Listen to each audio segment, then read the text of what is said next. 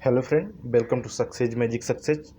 तो आइए स्टार्ट करते हैं। आज का टॉपिक है इंडियन कॉन्स्टिट्यूशन, जिसमें हम कुछ महत्वपूर्ण कॉन्स्टिट्यूशन के बारे में स्टडी करेंगे। जैसा कि आपको पता है, इंडियन कॉन्स्टिट्यूशन के बारे में कितना समय लगा, अक्सर ये पूछा जाता है एग्जाम, इसके प्रणेता कौन थे। तो इन्हीं सब क्वेश्चंस के बारे में हम इसमें स्टडी करेंगे और जो महत्वपूर्ण आर्टिकल हैं उनके बारे में विस्तार से जानेंगे। और नेक्स्ट वीडियो में हम पूरे आर्टिकल के बारे में डिटेल से जानकारी प्राप्त करेंगे। तो आइए शुरू करते हैं आज का टॉपिक, इंडियन कॉन्स्टिट्यूशन। जो आप पिक्चर दे पा रहे हैं संसद भवन की है, इंडियन कॉन्स्टिट्यूशन के अंतर्गत। तो जो हमारा कॉन्स्टिट्यूशन था वो किसके लिए है? प्रीमेबल के लिए है, जस्टिस के लिए है, लाइबर्टी के लिए है, इक्वलिटी के लिए है। और मतलब ये जो हमारे मौलिक अधिकार दिए गए हैं उनको भी हमारे भारतीय संविधान में सम्मिलित किया गया है। तो इंडियन कॉन्स्टिट्यूशन के प्रणेता कौन माने जाते हैं? BR अम्बेडकर को माना जाता है। ये देख पा रहे हैं आप चित्र को, BR अम्बेडकर जी का, the making of Indian constitution, Ambedkar. और जो हमारा भारतीय संविधान था, जैसा कि आपको पता, दिसंबर 1946 में first meeting of the constitution assembly में हुआ था। देन अगस्त 29, 1947 में ड्राफ्टिंग कमेटी अपॉइंटमेंट की गई थी इसके लिए। फिर दिसंबर माह में ही, जैसे कि आप देख पा रहे हैं, टोटल जो बनाने में समय लगा वो 2 साल 11 महीने और 18 दिन का समय लगा था। और इंडियन कॉन्स्टिट्यूशन हमारा तैयार हुआ था। तो 11 दिसंबर 1946 को डॉक्टर राजेंद्र प्रसाद को अपॉइंटमेंट किया गया था प्रेसिडेंट के रूप में इंडियन कॉन्स्टिट्यूशन के तहत। और नवंबर 4, 1947 को कॉन्स्टिट्यूशन सबमिट कर दिया गया था और ड्राफ्टिंग कंप्लीट हुई थी नवंबर 26, 1949 को। और जनवरी 24, 1950 को हमारा जो कॉन्स्टिट्यूशन है वह साइन हो गया था। और 26 जनवरी 1950 को हमारा कॉन्स्टिट्यूशन लीगली मतलब अप्रूव्ड हो गया था और लागू हो गया था। तो ये कुछ संविधान से जुड़ी हमारी महत्वपूर्ण जानकारियाँ हैं। तो आगे देखते हैं, आर्टिकल्स के बारे में जान लेते हैं, कौन कौन से आर्टिकल हैं। कुछ महत्वपूर्ण आर्टिकल्स हमने इसमें वीडियो में इंक्लूड किया है, तो आइए देखते हैं। जैसा कि आप स्क्रीन पे देख पा रहे हैं, भारत संसदीय प्रणाली की सरकार वाला एक प्रभु सत्ता संपन्न समाजवादी धर्मनिरपेक्ष लोकतंत्रात्मक गणराज्य है। यह गणराज्य भारत के संविधान के अनुसार शासित है। यह जो हमारे इंडियन कॉन्स्टिट्यूशन है उसके अकॉर्डिंग ये चलता है। और भारत में वर्तमान में भी 28 राज्य और 9 केंद्र शासित प्रदेश हैं। ठीक है, तो इसको आप विशेष ध्यान रखना है। और यह जो भारत का संविधान सभा द्वारा 26 नवंबर 1949 को पारित किया गया था इंडियन कॉन्स्टिट्यूशन, और इसे 26 जनवरी 1950 को प्रभावी रूप से भारत के संविधान का सम्मिलित कर लिया गया था। और यह इसकी विशेषता क्या है? भारत का संविधान जो लिखित और निर्मित संविधान है, जो सबसे बड़ा संविधान है। और इसमें 450 अनुच्छेद तथा 12 अनुसूचियाँ हैं और ये 22 भागों में विभाजित किया गया है। तो पहला अनुच्छेद देखते हैं। यह अनुच्छेद एक घोषणा करता है कि भारत राज्यों का संघ होगा, यानी कि जो बहुत सारे राज्य मिलकर भारत का निर्माण करेंगे।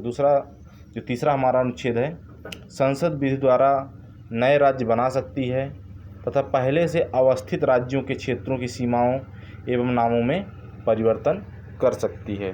तो यह हमारे अनुच्छेद 3 में वर्णित है। ये अक्सर एग्जाम में पूछ लिया जाता है कि किसी भी राज्य क्षेत्र का बदलाव या नाम बदलने के लिए हमारे किस अनुच्छेद में वर्णित किया गया है, तो वो हमारा आंसर हो जाएगा अनुच्छेद 3 में यह सभी चीज़ें वर्णित है। अगला हमारा महत्वपूर्ण अनुच्छेद है अनुच्छेद 5, जो संविधान के प्रारंभ होने के समय भारत में रहने वाले वे सभी व्यक्ति के नागरिक होंगे इनके जिनका जन्म भारत में हुआ है या जिनके माता पिता भारत के नागरिक हों या उस समय जब हमारा संविधान लागू हुआ हो उस समय से भारत में रह रहे हों। तो यह अनुच्छेद 5 में वर्णित है, रहन सहन से संबंधित, भारत की नागरिकता से संबंधित। तो अगला देखते हैं अनुच्छेद। अगला अनुच्छेद है हमारा 74। यह क्या बयां करता है? यह बयां करता है कि भारत में एक मंत्रिपरिषद होगी जिसके शीर्ष पर प्रधानमंत्री रहेगा, यानी जो नेता होगा प्रधानमंत्री होगा वह कौन होगा? प्रधानमंत्री होगा। जैसे कि इस समय सभी केंद्रीय मंत्रियों के हमारे जो नेतृत्व कर रहे हैं वो नरेंद्र मोदी जी कर रहे हैं। और राष्ट्रपति मंत्रिमंडल के लिए किसी सलाह के पुनर्विचार को आवश्यक समझता है कि कोई मंत्रिपरिषद सलाह देता है तो उसके विचार पर विचार करेगा, वह कार्य करेगा। और जो इसकी संबंधित किसी भी विवाद की परीक्षा होती है, मतलब न्याय होता है, वह न्यायालय में नहीं जाएगा। तो अगला देखते हैं अनुच्छेद 76। यह राष्ट्रपति द्वारा महान्यायवादी की नियुक्ति की जाएगी। जो अटर्नी जनरल होता है, जैसे वर्तमान में भारत के अटर्नी जनरल के वेणुगोपाल जी हैं महान्यायवादी, तो उसकी नियुक्ति की जाएगी राष्ट्रपति को सलाह देने के लिए, जो भी लीगल डिसीजन होते हैं उनमें। तो अगला हमारा है अनुच्छेद 78, जो कि प्रधानमंत्री का क्या कर्तव्य होगा उसके बारे में बताता है। और मंत्रिपरिषद जो होती है, उसके सहायक मंत्री होते हैं, निर्णयों के संबंध में राष्ट्रपति को सूचना दे कि हम क्या निर्णय लेने वाले हैं, ये सभी राष्ट्रपति को बताना आवश्यक रहेगा। तो अगला हमारा अनुच्छेद है 86।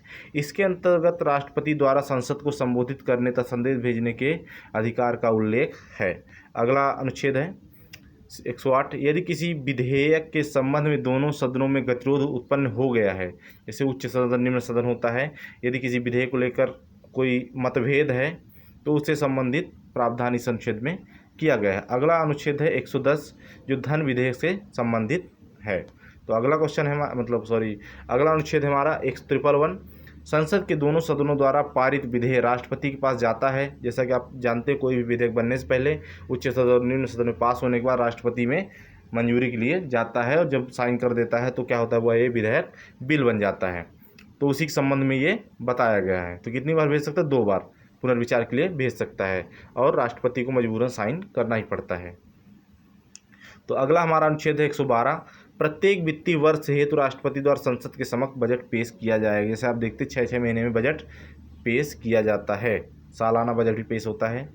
तो अगला अनुच्छेद है हमारा 123, जो सांसद में अवकाश में राष्ट्रपति को अध्यादेश जारी करने का अधिकार होता है। यानी कि यदि संसद नहीं चल रही है किसी कारण से, या संसद भंग है, तो क्या होता है, राष्ट्रपति कोई अध्यादेश 6 माह के लिए जारी कर सकता है। तो यह अनुच्छेद 123 में वर्णित है। अगला अनुच्छेद हमारा 124। इसके अंतर्गत सर्वोच्च न्यायालय के गठन का वर्णन है। यानी कि जो सर्वोच्च न्यायालय होगी, प्रत्येक राज्यों में एक सर्वोच्च न्यायालय होगी, हर राज्य में न्याय के लिए। तो इसका अनुच्छेद 124 में वर्णन किया गया है।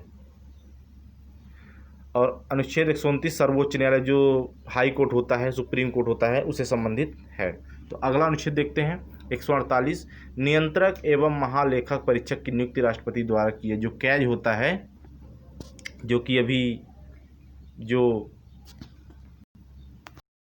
क्या आपको पता है, हाल ही में जो अभी जम्मू कश्मीर के एलसी थे, लेफ्टिनेंट गवर्नर थे वहाँ के, तो उनको जीसी मुर्मू जी थे, उनको अभी इनका अध्यक्ष राष्ट्रपति ने 7 अगस्त को मनोनीत किया है। तो ये राष्ट्रपति द्वारा मनोनीत किया जाता है। अगला हमारा है प्रत्येक राज्य में, जो अनुच्छेद 163 है, राज्यपाल के कार्यों में सहायता एवं सुझाव देने के लिए राज्यों में एक मंत्रिपरिषद होगा। जैसे केंद्र में होता है, उसी पर राज्य में मंत्रिपरिषद होते हैं, उसी बहुमत दल का नेता होता है, मंत्री मुख्यमंत्री होता है, उसी तरह व्यवस्था बनाई गई है।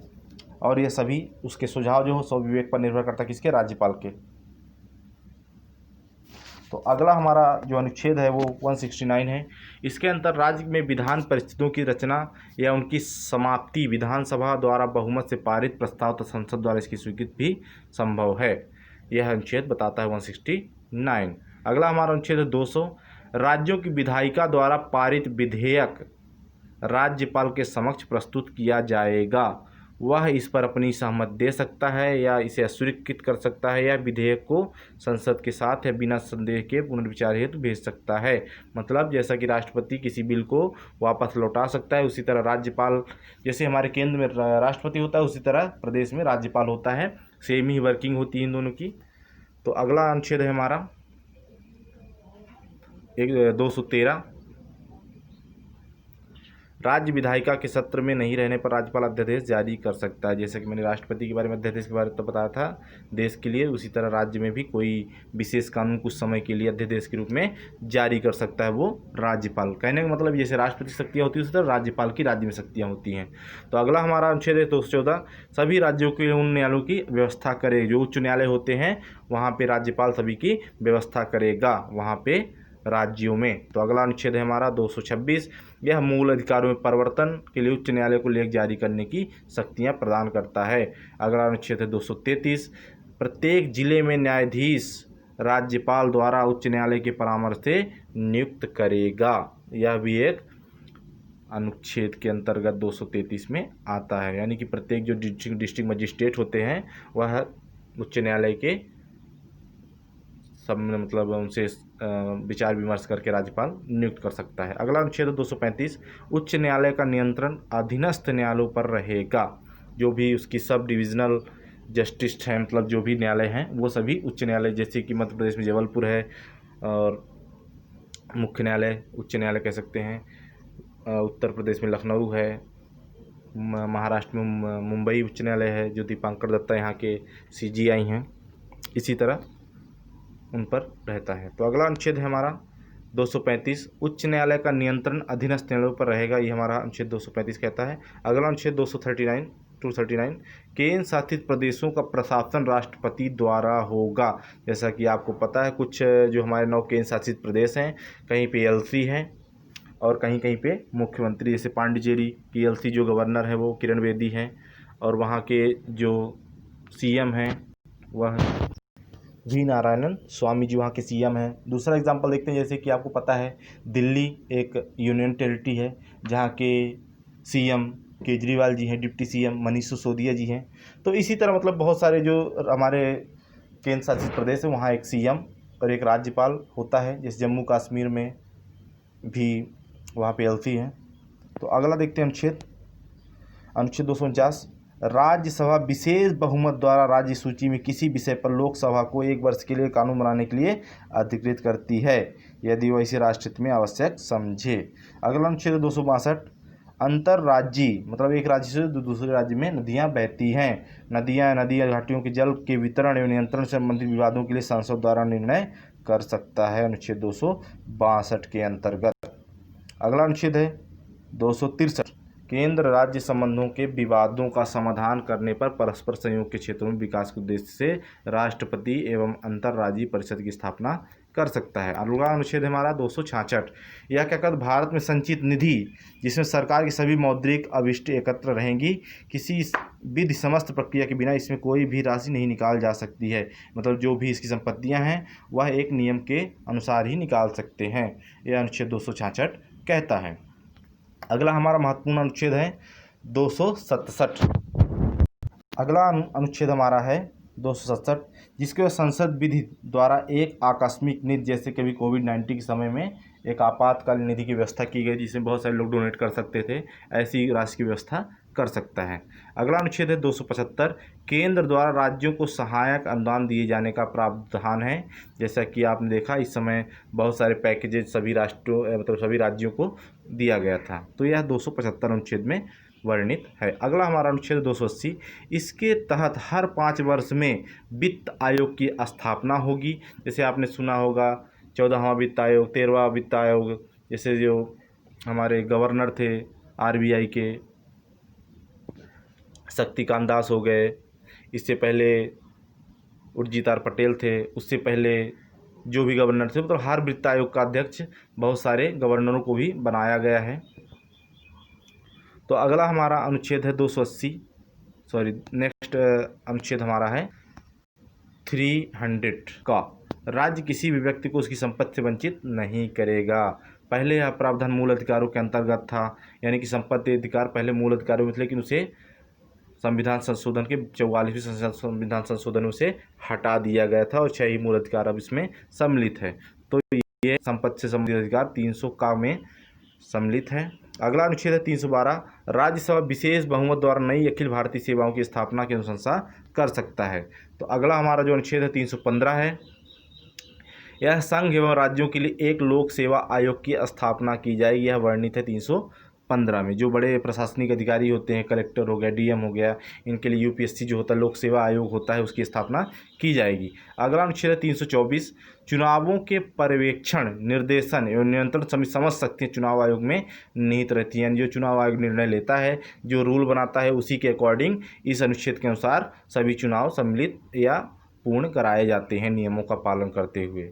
नेक्स्ट है अनुच्छेद 326, यह लोकसभा तथा विधानसभाओं में चुनाव वयस्क मताधिकार के आधार पर होगा। यह वर्णित है कि कोई व्यक्ति जब 18 साल का उम्र का हो जाएगा तो वह वोट देने के काबिल हो जाएगा, चुनाव उसमें दे सकता है, अपना मताधिकार दे सकता है। तो अगला अनुच्छेद है हमारा 331 भारतीय समुदाय के लोगों का राष्ट्रपति द्वारा लोकसभा में मनोनयन संभव है यदि वह समझे कि उसकी उचित प्रतिनिधित्व नहीं है, यह बताता है राष्ट्रपति द्वारा। नेक्स्ट है अनुच्छेद 332, यह अनुसूचित जाति एवं जनजातियों का विधानसभाओं में आरक्षण का प्रावधान है, यानी कि कुछ परसेंट 10%, 15%, 2% जैसे महिलाओं का आरक्षण होता है उसी तरह अनुसूचित जाति जनजाति के नेताओं के लिए भी, लोगों के लिए भी सीटें आरक्षित रहती हैं प्रत्येक विधानसभा में, प्रत्येक राज्यसभा में, संसद में। तो ये इसकी वर्णित है अनुसूचित जाति और जनजाति के लिए। अगला अनुच्छेद है 333 आंग्ल भारतीय समुदाय के लोगों का विधानसभाओं में मनोनयन, यानी कि जो बिना राजनीति के रहते हैं, कला के क्षेत्र में, संगीत के क्षेत्र में होते हैं, उनको भी 12 लोगों को राज्यसभा विधानसभा में मनोनीत करने का प्रावधान इसमें किया गया है। अगला हमारा अनुच्छेद है 335 जिसमें अनुसूचित जातियों, जनजातियों, पिछड़े वर्गों के लिए विभिन्न सेवाओं के पदों पर आरक्षण का प्रावधान किया गया है। जैसे कुछ परसेंट आरक्षण दिया जाता है, छूट दी जाती है, उनसे संबंधित सभी जो नियम है वो अनुच्छेद 335 में वर्णित है। अगला अनुच्छेद है हमारा अनुच्छेद 343, यह संघ की आधिकारिक भाषा देवनागरी लिपि में लिखी गई हिंदी होगी। मतलब पूरे देश में जो वर्किंग होगी वह किस में होगी? हिंदी में होगी। कहीं कहीं पे इंग्लिश और आधिकारिक भाषा उर्दू को भी दिया गया सेकंड लैंग्वेज के रूप में, जो हमारी मुख्य लैंग्वेज रही वो हिंदी ही रहेगी। अगला अनुच्छेद है 347, यदि किसी राज्य में पर्याप्त संख्या में लोग किसी भाषा को बोलते हों और उनकी आकांक्षा हो कि उनके द्वारा बोली जाने वाली भाषा को मान्यता दी जाए तो इसकी अनुमति राष्ट्रपति दे सकता है सेकंड लैंग्वेज के रूप में, जैसा कि मैंने आपको भी बताया। तो अगला हमारा अनुच्छेद है 351, यह संघ का कर्तव्य होगा कि वह हिंदी भाषा का प्रसार एवं उत्थान करे ताकि वह भारत की मिश्रित संस्कृति के सभी अंगों के लिए अभिव्यक्ति का माध्यम बने। जैसे हमारे देश में 28 राज्य हैं, तो अलग अलग राज्यों में अलग अलग भाषाएं बोली जाती हैं, लेकिन जो मेन कोई भी अगर अदर स्टेट से जाता है तो उसको कम्युनिकेशन में प्रॉब्लम ना हो, क्योंकि हिंदी और इंग्लिश लगभग कॉमन लैंग्वेज है, सभी लोग जानते हैं, सभी लोग बोलते हैं। क्षेत्रीय भाषाओं का उतना प्रसार नहीं होता है, लेकिन हिंदी को इसके अंतर्गत विशेष प्रसार की सुविधा दी गई है ताकि ज़्यादा से ज़्यादा के लोग जो हमारी विशेषता है अनेकता में एकता, उसको बांध के रखा जा सके। इसलिए सभी राज्यों में हिंदी भाषा का प्रचार प्रसार होता है, अधिकतर वर्किंग हिंदी में होती है ताकि सभी को कम्युनिकेशन करने में कोई प्रॉब्लम ना आए।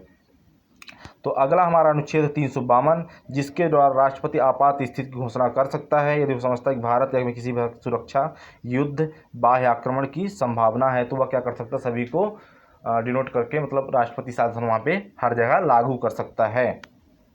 नेक्स्ट हमारा है अनुच्छेद 356, यदि किसी राज्य के राज्यपाल द्वारा राष्ट्रपति को रिपोर्ट दी जाए कि वह राज्य संवैधानिक तंत्र असफल हो गया है तो वहाँ राष्ट्रपति शासन लागू किया जा सकता है। जैसे कि हाल ही महाराष्ट्र में हुआ था, देवेंद्र फडणवीस के सत्ता पक्ष में ना रहने के समय, अपना बहुमत साबित ना करने के समय भी राष्ट्रपति शासन लागू हुआ था। तो इन भी विशेष परिस्थितियों में राज्यों में राष्ट्रपति शासन की सिफारिश कौन कर सकता है? तो राज्यपाल कर सकता है। यह वर्णन करता है 356 आर्टिकल। अगला हमारा आर्टिकल है 360, यदि राष्ट्रपति यह समझता है कि भारत ऐसे किसी भाग में वित्तीय स्थिरता या साख के खतरे में तो वित्तीय आपात स्थिति भी घोषणा कर सकता है, आपातकाल घोषित कर सकता है। नेक्स्ट है अनुच्छेद 365, यदि कोई राज्य केंद्र द्वारा भेजे गए किसी कार्यकारी निर्देश का पालन करने में असफल रहता है तो राष्ट्रपति को समझा जाना चाहिए कि विधि समस्त होगा कि उस राज्य में संविधान तंत्र के अनुरूप प्रशासन चलाने की स्थिति नहीं है और वहाँ राष्ट्रपति शासन लागू किया जाए। मतलब नियमों के अनुसार यदि कार्य नहीं हो रहा है तो वहाँ राष्ट्रपति शासन लागू हो जाता है। तो अगला हमारा जो अनुच्छेद 368 है, संसद को संविधान के किसी भी भाग का संशोधन करने का अधिकार है। मतलब मूल ढांचे को छोड़ के उसमें अधिकार में थोड़ा बहुत चेंजेस किया जा सकता है। यह 370, जैसा कि आपने सुना होगा, 370A जो थी वहाँ भी जम्मू कश्मीर को विशेष राज्य का दर्जा प्राप्त था, उसे हटा दिया गया है और यूनियन टेरिटरी उसे राज्य से हटा के यूनियन टेरिटरी बना दिया गया है। तो इसके अंदर जम्मू कश्मीर को विशेष स्थिति का वर्णन किया है। तो धारा 370 क्या किया? अनुच्छेद 370 को अभी हटा दिया गया इंडियन कॉन्स्टिट्यूशन से, और 37A को भी हटा दिया गया है। तो अगला देखते हैं अनुच्छेद 371, कुछ राज्यों में विशेष क्षेत्रों में विकास के लिए राष्ट्रपति बोर्ड स्थापित कर सकता है। जैसे कि जो दूरवर्ती राष्ट्र हैं, विशेष राज्य का दर्जा जिन्हें प्राप्त है, वहाँ विशेष सुविधाओं के साथ राष्ट्रपति बोर्ड की स्थापना वहाँ पे कर सकते। जैसे महाराष्ट्र हमारी जो बिजनेस कैपिटल कहलाती है, मतलब, और जो गुजरात है वह बिजनेस में आता है। नागालैंड, मणिपुर बहुत ही दूर दराज के एरिया, वहाँ भी डेवलपमेंट नहीं होता, तो राष्ट्रपति वहाँ विशेष पैकेज या विशेष व्यवस्था वहाँ पे बोर्ड की स्थापित करके कर सकता है। तो अगला लास्ट और हमारा अंतिम जो स्लाइड है अनुच्छेद की, वह 394 का है। राष्ट्रपति अपने अधिकार के अंतर्गत इस संविधान का हिंदी भाषा में अनुवाद कराएगा, मतलब जिसमें लिखा है हिंदी में सभी को पढ़ने योग्य बनाएगा ताकि सभी लोग उसके बारे में जानकारी प्राप्त कर सके। लास्ट अनुच्छेद है हमारा 395, भारतीय स्वतंत्रता अधिनियम 1947, भारत सरकार अधिनियम 1953 तथा इसके अन्य पूरक अधिनियमों को जिसमें विपरीत काउंसिल क्षेत्राधिकार अधिनियम शामिल नहीं है, यह रद्द किया जा सकता है। तो यह कुछ हमारे इंडियन कॉन्स्टिट्यूशन से संबंधित कुछ महत्वपूर्ण प्रश्न थे, जिसमें बहुत सारे क्वेश्चंस अक्सर रिपीटेड होते हैं कि राष्ट्रपति शासन कब लागू होता है, किन परिस्थितियों में लागू होता है, कितनी बार लौटा सकता है, राष्ट्रपति किसकी नियुक्ति करता है, किन राज्यों में राज्यपाल की नियुक्ति कौन करता है। ऐसे महत्वपूर्ण प्रश्न जो अक्सर पूछे जाते हैं, ऐसे ही क्वेश्चन को हमने इसमें शामिल किया है। तो नेक्स्ट वीडियो में हम पूरे इंडियन कॉन्स्टिट्यूशन के बारे में, मौलिक अधिकार के बारे में इसी तरह महत्वपूर्ण जानकारी के साथ आपके सामने फिर से उपस्थित होंगे। तब तक के लिए बने रहें हमारे साथ। बहुत बहुत धन्यवाद। Thanks for watching.